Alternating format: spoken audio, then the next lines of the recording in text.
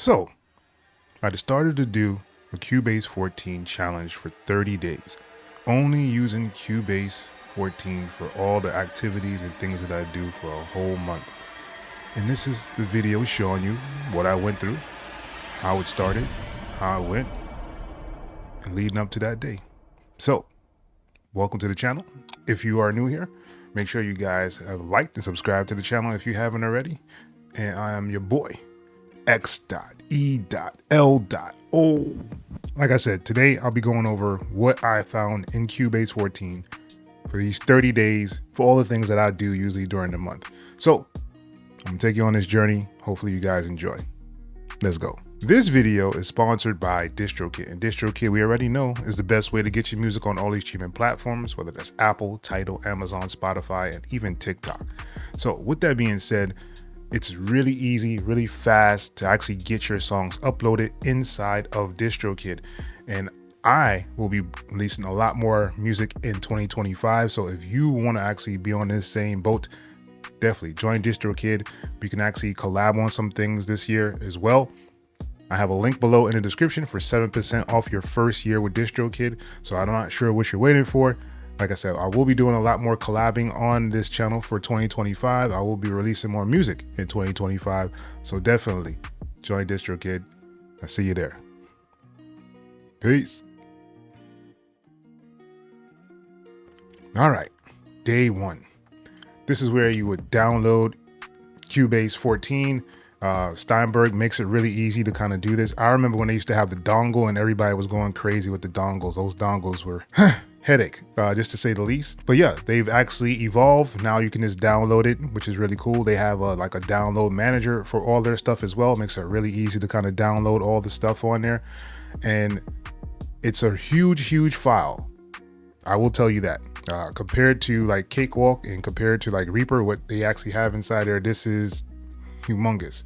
Even compared to FL Studio, it's really big. All right, so this is the download assistant that they have for Steinberg, and basically you just click on whatever you have. So I have the Cubase Pro here. If I click on it, it'll show me all the things that I've actually downloaded with this program, right? So there's a lot of things I didn't download because it just take up a lot of space. I just usually did the recommended stuff and kind of kept it pushing from there. And this is basically what I did for the first day with Cubase Pro 14. All right, day two was a little different. I actually did go through and try to see about the layouts, the color schemes, how, everything kind of was organized inside of Cubase. It was very interesting. It took me like 15 minutes to find out how to get the stop to start back at the beginning. Like I looked through videos and it was amazing how much non-information is out there for Cubase. So I did finally find out how to do it. So I'm going to show you guys that real quick, just so that if you run into that issue, that you'll be able to find it as well. All right, so here we are in Cubase 14. So usually if you hit play on the keyboard and hit play, it'll play, right? And then you expect it to go back to the beginning. It doesn't do that when you first load up Cubase. So in order to actually do this, what you want to do is go up to transport and you want to go to here where it says start mode. It took me a minute to find this. I don't know why, but it just did. I was looking through all the menus, all the charts and all that stuff. I could not find it. And then you just go right here where it says return to start position. So wherever your position is where it's going to start and stop. So if I take this off, right? So if I hit play, it's going to play. And if I stop, you see this play marker here, it stays exactly where it is. It doesn't go back to the beginning. So if I hit play again, it's going to start to wherever it was. And that's exactly what I didn't want. So you go up to transport and you got to make sure this return to start position or stop is off. So if I don't move this back to the beginning, it'll always start back here. So if I hit play again and I stop, it's going to go back to where that last position was, right? So that is one thing to definitely keep in mind when you're actually using Cubase. Another thing I was having an issue with was the grid lines. Like you see how far the grid lines are. So even if you like zoom in, like they're really thin and faint. And as you go closer and it gets even more faint. They're there, the marker is here, but you can barely see it on the screen. And I'm not sure why they did it that way. I did try to adjust it. It just wouldn't go to where I wanted it to still. So there we are with that. And another thing that I did, it took me a minute to find out, this is like first day. The thing I was having an issue, it was actually trying to color these tracks. So usually in almost every other DAW I kind of work with, you can like right click on here and you'll find some option that'll say, you know, color the track. Or if you like click somewhere over here, you know, it would actually pull up an option to color the track. Or if you right clicked over here, it would do like a color of the track. But in Cubase, that wasn't the issue. So in order to actually do this, you have to hold down Alt and then click over here somewhere, and then you'll get an option to do the color track. I believe there's another way to do it, but I wasn't able to really find a really good way to do them. If you are a Cubase expert, please let us know. All right, so we're on to day 3, and day 3 was pretty easy to kind of get started with stuff because I'm so used to other DAWs, and it kind of just falls in line. And that's one of the things that you'll start to realize when you use more DAWs is that they all kind of have that same way of doing things, but some of them may have like different button structures or like, shall I say, keyboard shortcut structures. The only exception to that is kind of like FL Studio. It's its own beast in its own right. But yeah, Cubase wasn't very difficult to actually kind of get things going on here. I did check out like the Media Explorer. They added some new things inside the Media Explorer. It kind of reminds me of Reaper. When I actually use Reaper, it has like these things you can kind of lock in the key on there. You can change it so it'll actually go to the tempo of the track. You can double time it, you can half time it. They've actually added all that inside of Cubase, which is really, really, really cool. All right, and day 4, you're here. This is when we made a live beat on YouTube. You can go check that video out. It's a live beat that I made for Cubase. It was one of those really good things. I was able to actually make a beat in there and actually show you guys what I've actually learned from using it. I think the drum sampler is fire, like step sequencer that I use in there on that video. It was really dope as well. I did have a little bit of a buffering issue with the DAW, and then I tried to change it to like that 1024 so I can actually get more buffer space, but Cubase wouldn't play. When I changed the buffer size, it would not play. If you wouldn't check that out, I have a whole video of the live that I was doing it, and I showed you guys what after I changed it, it wouldn't play. So I had to change it back to the 512, and then it was able to play again. So I don't know what that was about. Very, very glitchy, and I didn't appreciate that at all. All right, and day 5, this was the live beat reviews. I set it up. I worked well with the stream, no issues. So that was a very good plus for Cubase, because Cakewalk does have issues. When I actually tried to do Cakewalk and run the live and like the sounds and things like that, I would have issues with it kind of connecting, and I'm not 100% sure why, but I did have issues with that. All right, day 6. I watched some videos about the sampler in Cubase just so I can kind of get familiar with it. All right, and day 7, I used the Cubase sampler, learned how to chop up samples, laid them out. Actually was able to do different chops, which is really, really cool. I really appreciate the time they put into the sampler to make it very, very efficient. And you have other options you could do. You could have it where it'll play across all the keys, the same exact sample at different tempos or pitches across the keys, or you can actually chop them up. So yeah, it has a lot of variety that you can actually use in that sampler, and that was definitely a plus for Cubase. All right, and then I found out on day 8, this is day 8 now, found out how to convert MIDI to audio, and it was actually pretty easy. I do like the fact that they did make that easy to kind of do. So I'm going to show that real quick in this video. All right, so I pulled up Contact and I have this one sound in here. And I want to convert this into audio. So it's pretty easy to do that. You just go up to Edit. And you have an option here that says Render in Place. And basically you can do some render settings, which is really cool. You could do them as separated events, or you can actually do them as one event. So basically it'll just kind of go over this one, but I like to do separate so I can have 2 different tracks, one to keep my MIDI and kind of hide the MIDI, and then just keep the audio there. So yeah, so you have all this in here, and you just hit render, and Cubase will actually render out the audio. So here is the rendered audio. I'm going to mute this one.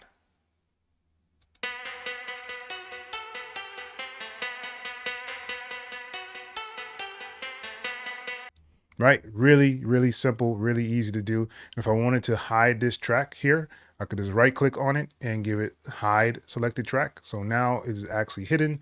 And if you wanted to bring them back, you can just go over here and recheck this. So usually it's on inspector. So if you go back to visibility, you can just click on it and bam, it'll come back into the DAW. So I thought that was really easy, really nice and clean to set up. All right. And day 9 is when I actually learned how to do that, hide tracks and bring them back into the inspector.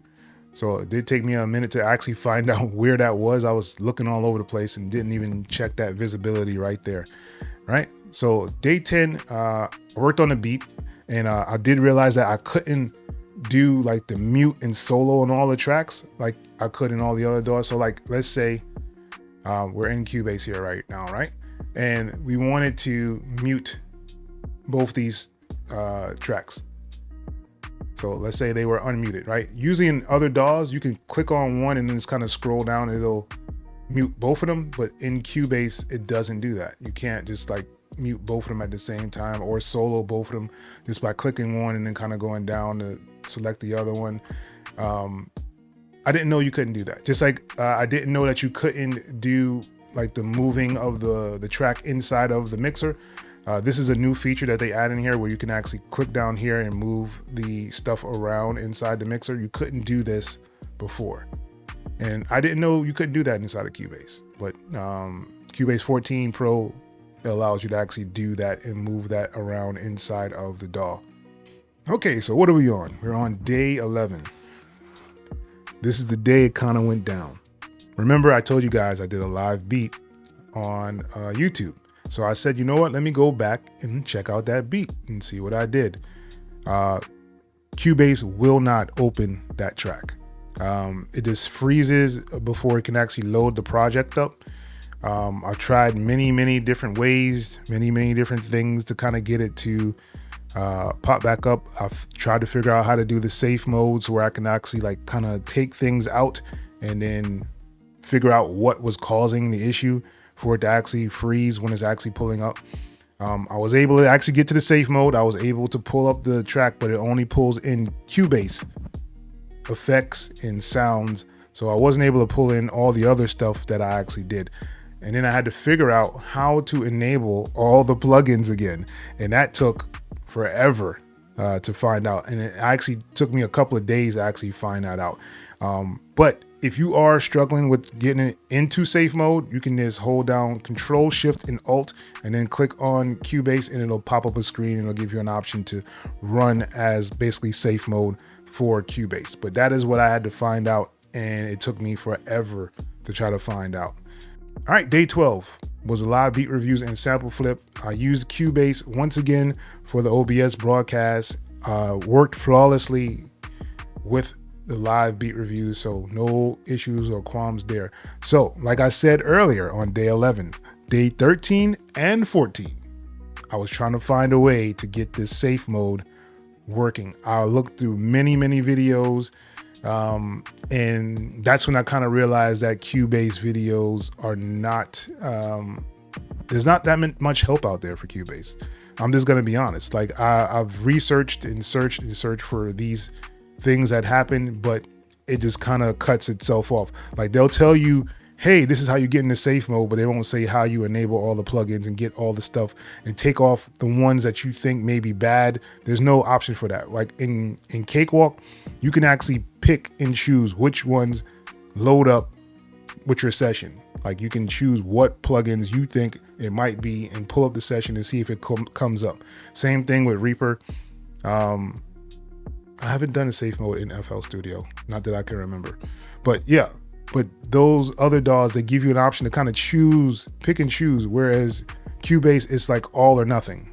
And I wasn't fond of that, and I couldn't find a solution for it for 2 days after that as well. So yeah, that was day 13 and 14. So 2 days searching that information and still couldn't find it. All right, day 15. We're at the halfway mark. I had no issues opening all the other projects that I made. Everything else just opened up perfectly fine inside of Cubase. It's just that one live session where the beat was actually pretty good, and I can't get it back. but I'll probably have to remake it somehow, some way, but you know, that's neither here nor there. So day 16, I did kind of rest. I didn't really mess with Cubase or anything. I believe I went out somewhere, but I don't remember the whole situation for that day. But day 17, I did work on some mixing for the beats that I did make. I'm not a fan of Cubase's like EQs and effects. The new reverb, fire. The new delay that they have is really, really good as well. Those are the two that I really, really enjoyed using. All the other effects was subpar to me, especially like the EQs. Like I would have to use a different EQ, and I can see why a lot of people use Pro EQ inside of Cubase, because I don't necessarily think that the one that they have in there is that good. It's just not that good. I'm just gonna put it like that. Day 18, I was learning about importing and exporting in Cubase. It took me a minute to get the import correctly due to the Cubase does like this tempo match when you actually pull stuff into it. So I pulled like a session in and Cubase like automatically did a tempo match. I don't know why that's the default, but I don't think it should be. That's just my personal opinion. Like if you pull something in, just let it come in, you know, like and have its same length, same properties and all that stuff. And if you wanted to do that, you can actually change that somewhere later on inside the program instead of the other way around. All right. And day 20, I was learning my way around the chord pads. Super, super, super fire. I think this is one of the best things that they've actually added inside here. So I'm going to show you guys that chord pad really quickly here. So this is the chord pad. This is what it looks like. Right. So you have your keys down here. You can play them on. You have a circle of fifths over here. And if you don't see your circle of fifths, you can usually click on here. It might be on like chord editor or list. Just make sure it's on circle of fifths. Check that one. And you can also play it on your keyboard. Right. So chord tracks, super, super dope. All right. So day 21. We're learning about the drum machine and editor. I was using it like a step sequencer, which is very, very nice when you have it inside the editor. I do like the drum machine. It also has like choke groups. You're able to drag and drop stuff in there. You're able to save your kits. So it basically is like a MPC to me, you know, that you could actually use inside of the DAW, which is really, really cool. You can use the sampler to chop those samples up and then actually put them inside of the drum machine. So you really do kind of have that whole MPC kind of feel inside of Cubase, which is really, really dope. All right, and day 22 is where I found out that there is not really a strum feature inside of Cubase, which is very interesting. I would think and hope that they would have put some kind of strumming feature or strumming events that you can actually do inside here. I know there's like the logical editor supposedly that you can do that.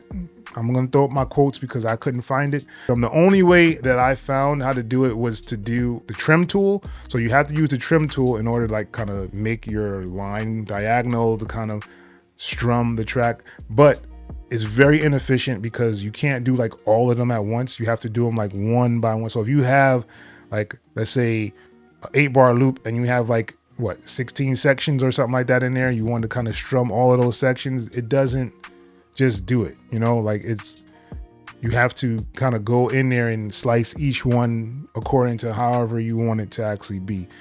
So it was very interesting. I didn't find a strumming tool, but if you do know of a strumming tool, or if you do know how to actually set up the scripting to actually do it, leave it below in the comment section. Somebody will definitely be able to use that in the future. All right, so the 23rd to the 25th, I was on vacation, basically. It was Christmas. All right, day 26 was a live beat review. So the day after Christmas, we did do a live beat review. Went smoothly, no problems with Cubase, working with OBS and all that stuff still. So really appreciated that they are able to function very good with that. All right, day 27. I finally recorded inside of Cubase, testing my mic out and the interface to see how it actually works with the DAW. So what I did find that it is kind of like Reaper with the accuracy in the recording. Like I have to put it on the actual interface and it works perfectly fine, flawlessly. But if I leave it on like the FL one, it kind of gives like a little lag. And that's not a problem. It's very, very good. I had no issues once I did change it to the audio interface, and the stuff did come out really, really good. All right, day 28. I uploaded a project and I tried to mix and master it from start to finish. And that's kind of when I realized even more that I didn't like their like EQs and things that they have inside of Cubase. So yeah, so I tried to do that. It came out all right. No problems with all the other third-party stuff, and that track or song still comes up, and I'm able to open it back up, no problem. Just that one. All right, but day 29 and 30, I was learning how to do shortcuts and changing them in Cubase, which is really cool. It gives you a lot of options to change pretty much whatever key you want to, kind of like Reaper does, and that is definitely something that a lot of DAWs do need to adapt, I think, personally. But when it comes to customization, Reaper is still the champ. You can debate that if you want to in comment sections. There's no other DAW right now currently touching Reaper when it comes to that. But yeah, this has been my experience with Cubase 14 Pro for the last 30 days. I hope you guys really enjoyed this one. If you haven't already, make sure you have liked the video. And if you want to go further, you can subscribe to the channel and check out some of my other videos that I actually have and when I have them releasing on the channel itself. And I will be trying to do another challenge for 30 days. Let me know what DAW you guys want me to actually try below in the comment section of the video itself. I'll probably do some comparison videos on this channel. If you are interested in those, I'll probably do like a cakewalk, Reaper and X.E.L and all those good things up against Cubase. But I do really like the way that they've actually incorporated a lot of different things. Their step sequencer in there is really, really good. I like the way they have it set up in there, and it's kind of easy to see where you want to go with it. The chord pads, ridiculous. I think that is one of the best things they've actually added inside here. The drum machine is really, really good. I appreciate the time and effort that they put in there to make sure that they can just have a regular drum machine without having to open up the other groove agent that they have as a drum machine.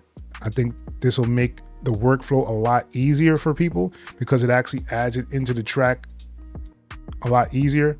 So you can kind of mix a lot better that way as well.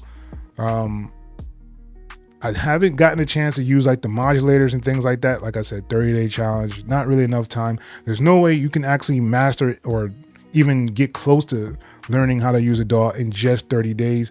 But I just wanted to give it a challenge just to kind of see how Cubase would actually be. I do like the fact that they did try to update the Media Explorer. It does still need some work. It's really glitchy. I think they need a little bit more time to kind of get it to where it should be, but it's definitely a step in the right direction. I do like the little the tape option that they have in there to kind of slow it down or speed it up. That is really, really cool. But I think Reaper kind of still has that Media Explorer title as well. But yeah, with that being said, there are some cons about it. I think the program is super, super big, and I feel like it's really bloated. And that kind of slows things down. Like even when you're loading stuff up, it kind of stops the whole workflow. And I felt that was kind of weird. Kind of adding things in there, and it just kind of like froze and then started to pick up again. I didn't necessarily like that, especially for my workflow. I like to just kind of keep going. I don't like to kind of stop and pause and things like that. I'll usually just kind of make everything and go by feeling. That's how I usually produce. But yeah, there's a lot of things inside there. So it's a big DAW to actually load up, which is not a bad thing. It's bigger than a lot of the other ones that are out there, especially if you're looking at like Reaper and Cakewalk, and even FL Studio. It's way bigger than those DAWs. And the other thing that I could think of would be like the buffering. The buffering was kind of weird. I wasn't able to change it while I was actually in the DAW. Like I guess you have to start the project with the certain settings and then it'll kind of work, or restart it then it'll kind of work. But it was kind of interesting that it wouldn't let me do the buffering for the size on there as well. But yeah, but all in all, like I said, very, very solid DAW. Yeah, and hopefully, if you want to try it out, if you are a person that is actually currently using Cakewalk and you feel like they're not going in the direction that you want to, I say try out Cubase. You never know. It might be something that you gravitate toward a little bit better. Like I said, they have a 60-day free trial for the pro version, so you get to use every single thing that they have inside there and decide then if you want to use or purchase it or not. And I think that's really cool that they give you that option inside of Cubase as well. That is how confident they are in their product. But with that being said, that's pretty much the end of this video. And once again, it's your boy, X.E.L. Until next time, people. Peace.